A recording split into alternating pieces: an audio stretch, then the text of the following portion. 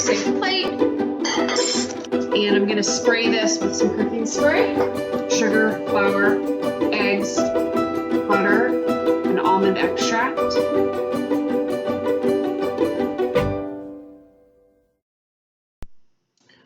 So have you ever made cookies before? Well, like chocolate chip cookies before. That's what I mean. But have you ever made them off of the recipe on the back of the package?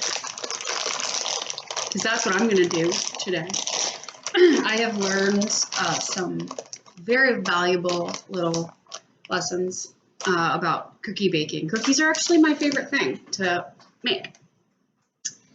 And there are no less than 12 billion recipes for chocolate chip cookies alone. And, you know, depending on what you like, crispy, chewy, whatevs. This recipe right on here is as good as any of the other ones. It's a nice, just basic chocolate chip cookie. So that's what we're going to do. And I'm going to try and share a few little tips as we go along. So we're starting out with a cup of butter, which is 2 sticks, softened. It's freezing in my house, so I don't know. Doesn't matter what temperature a room is. It's always room temperature. Stephen Wright. 2 sticks. Now, my trick, if you forget to take out the butter and you immediately need to have chocolate chip cookies, which happens, softening butter so that it doesn't melt, because that will change the texture of the cookies. Although there are recipes that have melted butter also. They turn out thin and chewy. But anyway, if you put them in the microwave, put the sticks of butter in the microwave. I think I might have told you this in a previous one, for 10 seconds on power 1, like 10% power. No, not 10 seconds, like 30 seconds on 10% power. Open it up, flip the butter over, inside it, keep the paper on, and do that until it's pretty softened. That's what I do, and that seems to work okay. Yeah, it takes like a long time. You know, it might take a total of like, I don't know, do that like 4 or 5 times, I guess, something like that, but you'll see. Also, for years, I used this thing. If you have one of these kind of mixers, because, you know, for years I didn't have one of these kind of mixers. I used the hand mixer, and that had the little worry things on it. So when I started using this, I made my cookies with this, because I thought that made sense. Yeah, you're supposed to use this one, because I think you don't want to put, you know, air in cookies. I guess that's why. So I'm just gonna soften that up for just a sec. And then we're gonna add our sugars to this. 2 types of sugar. Again, some recipes call for all white sugar. Sorry. Which will give you like a crispier cookie if you used all white sugar. Some call for all brown sugar, which will give you a much chewier cookie. This one calls for half and half. 3/4 of each type. So I'm going to do, this is a 1/2 cup of white sugar and a 1/4 cup of white sugar. If my math is correct. And then the same with the brown sugar. I think we also had the conversation before that I use dark brown sugar always. Unless I don't have it, because sometimes the grocery store doesn't have it, which I think is weird. You always pack brown sugar. We know that. Things we're learning. Another 3/4 here, and then we mix that up pretty good. Get that going.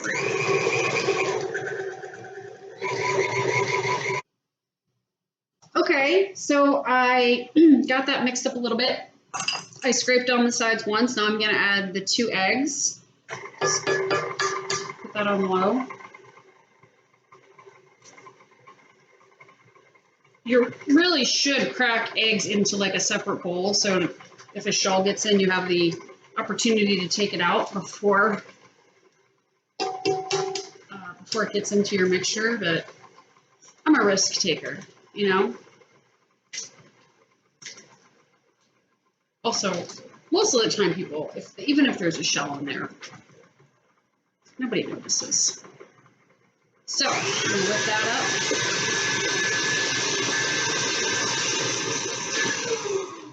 Okay. So now we're gonna move on to our dry ingredients. Forgot to take a bowl out for that. Let me get that going. And if you'll recall, we have a method for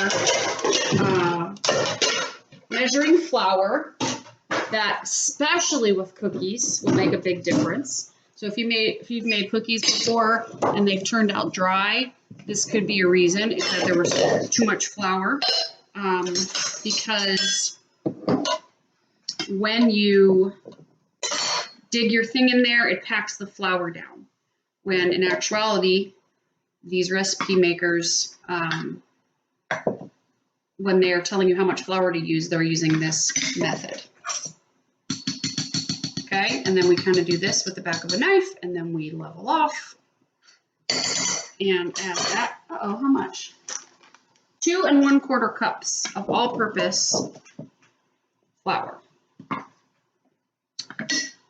Okay, that's 2.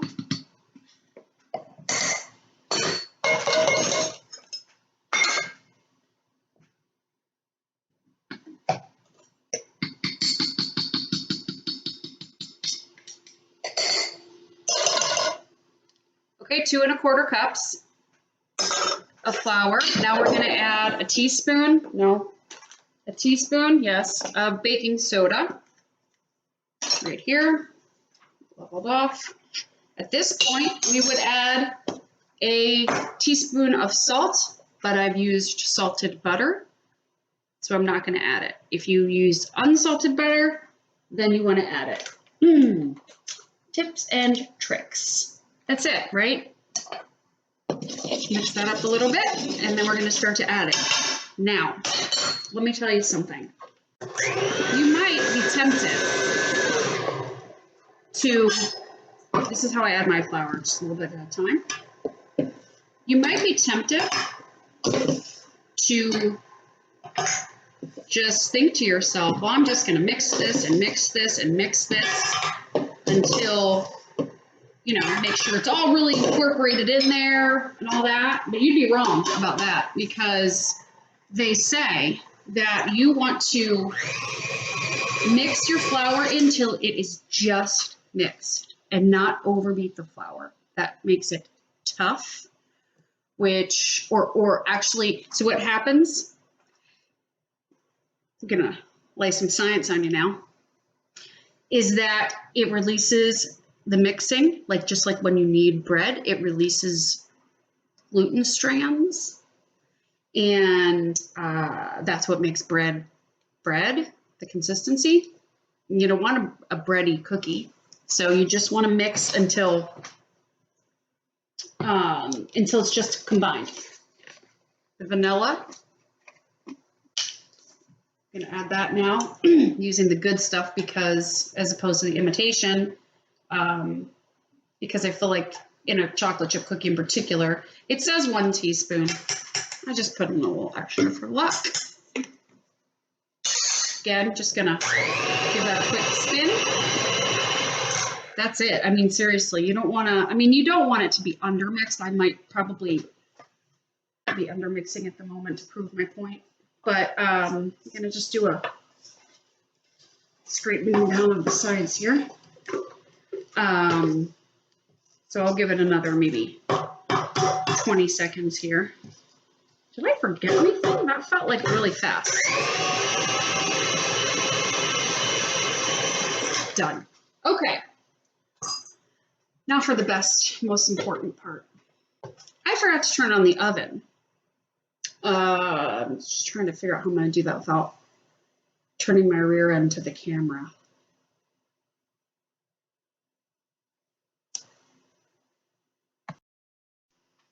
Turn on the oven.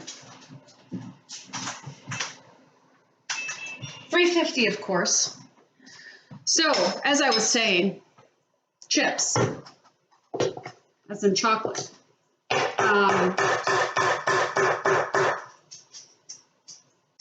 I tend to use a mixture. Usually if I'm just making basic chocolate chip cookies, I will use a mixture of, save this for later, milk and semi-sweet chocolate chips. I just use kind of half and half. Sometimes I'll even add in white chips there. So all three. Also, think about this. Break your batter in half. You can use, do some that are one flavor, do some that are another. A lot of times I'll mix vanilla and butterscotch chips. I didn't have any butterscotch chips, amazingly, because I literally, this is not a joke, I would say I have at least 2 dozen bags of different kinds of chips in my house at this moment. No butterscotch, however.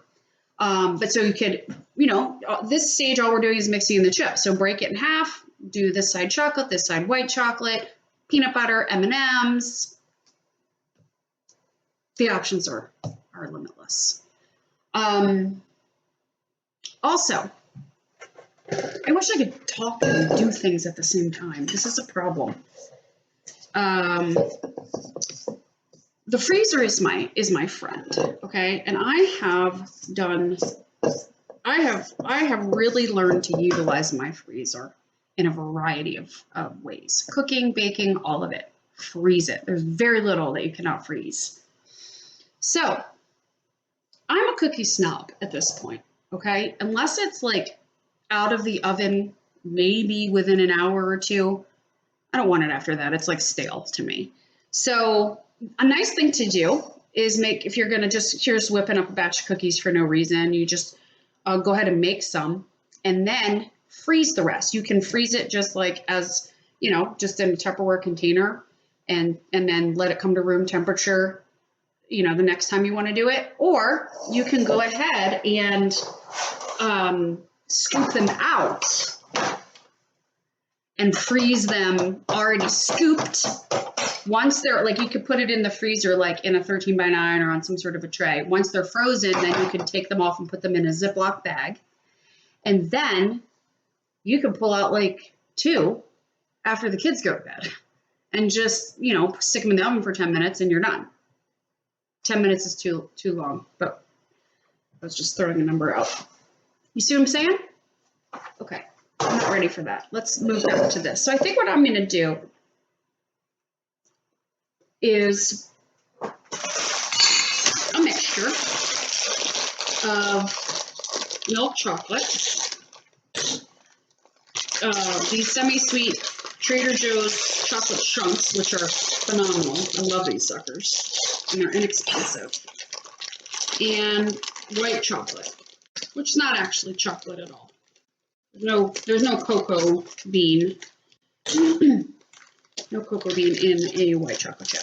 So the recipe calls for 1 3/4 cups of chips. I'm an it kind of a girl, and also I tend to go light on chips because I like the cookie. And if it's got too much chocolate in it, to me, then you can't taste the cookie part. All you can taste is the chocolate. That's my opinion. So I'll put a bunch in here and then mix it up and then see if I want to add more just based on how it looks. If it looks like it needs more, I can tell you right now. I don't think it does. Well, maybe. Actually, I think I'm going to put in a few more. So we'll add some of these. Yep. You guys with me? The baking of the cookie is the most critical part here, and it is, a part where a lot of us tend to mess up because, again, an overcooked cookie is not what anybody wants, okay? And figuring out when to take out the cookies is tough, right? Oh. And it often is, a matter of seconds, right? I mean, for like a perfectly, why does it still look like it doesn't have enough? For like a perfectly baked cookie, it could mean 30 seconds. My oven doesn't even have seconds. My oven timer doesn't even have seconds. It just, the lowest I can put it on is 1 minute. So I'm a big believer in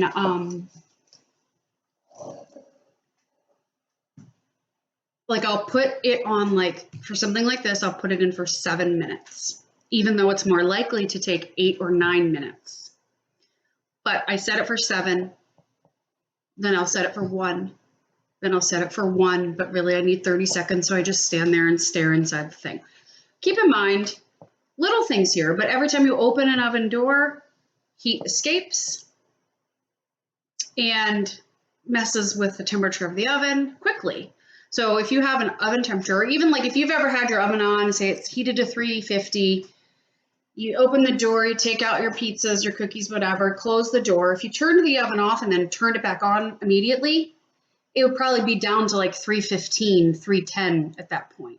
So it loses heat really fast. So use your oven light if you can. Toward the end, I have to kind of look. But so getting them onto the tray. Now I've had these trays. These are just cheapy things for a long time. They have this little air. I don't know if you can see. It's got like a air pocket thing underneath. I know that the cookies cook well on here because you used an ungreased cookie sheet. I know that they don't stick on these particular ones. On other ones they might. So you can use a baking mat, which are like a silpat, if you've heard of that, or just use parchment paper on your cookie sheet so they'll come off nice and clean and well cooked. I just happen to know that I don't need to do this on these. So again, cookie scoops. Remember when we were kids and we just take like a teaspoon out of the drawer, the same kind you'd eat your cereal with, and you just get a scoop and then you'd use your finger and get it off, and they were all mismatched, which again causes a problem when you're baking them because some of them might need longer, whatever. They don't look uniform. So these are going to make a good sized cookie here. This size, which is the medium size, or we can use the smaller size. I'll just do a batch of each. One other trick I'm going to show you here is, so if you see like pictures of chocolate chip cookies or whatever, and they always like look so perfect and the chocolate chips look so cute and perfect and everything. Well, a lot of times what I learned people do once they're scooped on here, watch this trick. Okay, take a few of these and just place them like this. You think these people are just like, oh my God, it's amazing how their cookie looks so pretty. No, this is what they do. They go like this. They add some little extra chips, well placed, so that when they come out, it's like, you'll see what I mean. I'll show you. Okay? Right?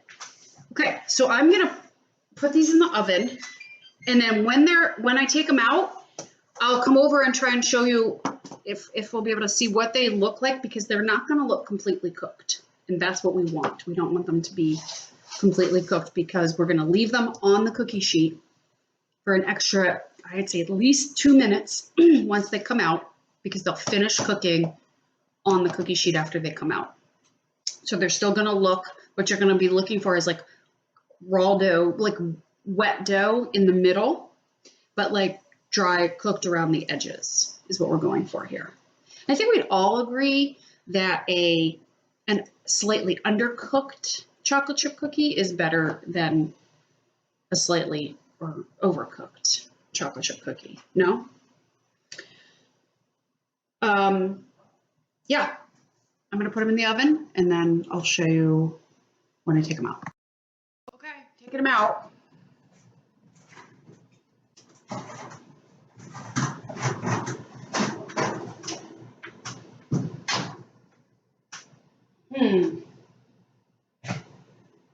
Put them back in.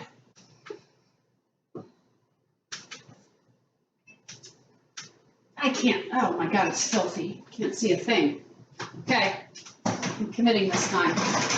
Oh my God, hope I didn't overdo it. Okay, I don't know how well you can see there, but they're still pretty raw in the center, at least in some of them, but cooked around the outside. So now we're gonna let this sit for a couple of minutes, 2, and then transfer them to a cooling rack. I decided to take my own advice, so I started making, scooping them out into my 13x9 on parchment paper. I'm gonna stick them in the freezer, and then when they're frozen, I'll put them into a Ziploc bag and save them, because I wasn't really making them for any reason except to show you. Yeah, I think that's everything. Oh, let me just tell you a couple things. If you want to kick it up a notch from a presentation perspective, melt a few chocolate chips into a Ziploc bag, just like a sandwich baggie, in the microwave, and just take a little snip off the corner, and then do this kind of thing, and drizzle some chocolate over it. That'll make them look nice.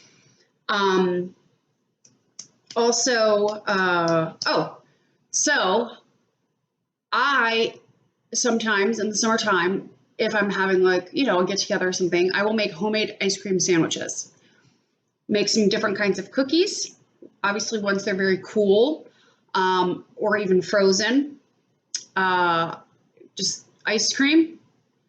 Scoop some vanilla ice cream on there or whatever flavors, different flavor combinations, sandwich it, roll it in some mini chocolate chips or some sprinkles or whatever you can come up with, crushed up Oreos, different kinds of things. And then wrap it up in saran wrap and then foil, depending on if how long they're going to be in there, in the freezer. And people are like so impressed with that. And it's not hard, obviously. I'm not churning ice cream. Okay, it's Breyers or whatever. I mean, cookies are cookies, and there's nothing to it. It is a hassle and a mess, but it's not complicated. Time consuming, yes, but not complicated, and delicious and pretty good. I think you can make like fun ones for kids, like with rainbow sprinkles and such, and you can make like adult ones with like Haagen-Dazs, like fancy flavors, and like toffee chips around the, you know what I'm saying? Like you can kick it up a notch that way. Just a couple little things.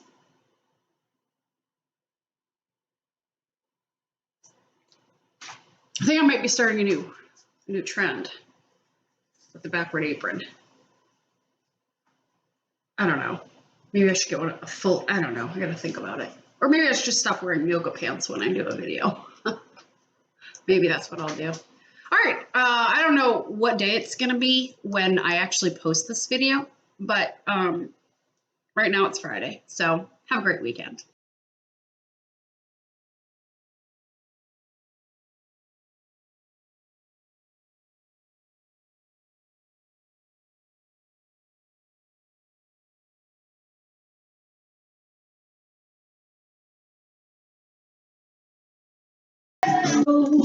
Yankees no more.